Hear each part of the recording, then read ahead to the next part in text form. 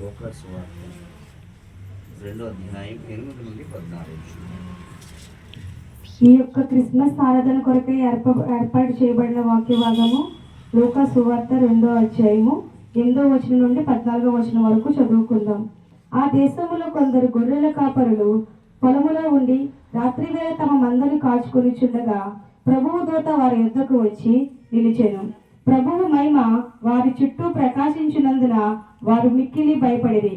అయితే ఆ దూత, భయపడకుడి, ఇదిగో ప్రజలందరికీ కలుగబోవు మహా సంతోషకరమైన సువర్తమానము నేను నీకు తెలియజేయుచున్నాను.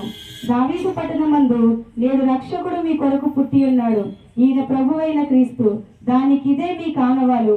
ఒక శిశువు పొత్తుగుడ్డలతో చుట్టబడి ఒక తొట్టిలో పండుకొని ఉండుట మీరు చూచెదరని వారితో చెప్పాను. వెంటనే పరలోక సైన్య సమూహము ఆ దూతతో కూడా నుండి సర్వోన్నతమైన స్థలములలో దేవునికి మహిమయు ఆయన కిష్టులైన మనుషులకు భూమి మీద సమాధానము కలుగునుగా కానీ దేవుని స్తోత్రము చేయుచుండెను.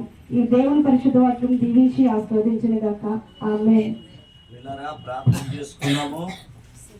ఈ వాక్య భాగాల కొరకు వాక్యంలోనికి వెళ్ళుచుండగా మన మధ్యలో సహోదరి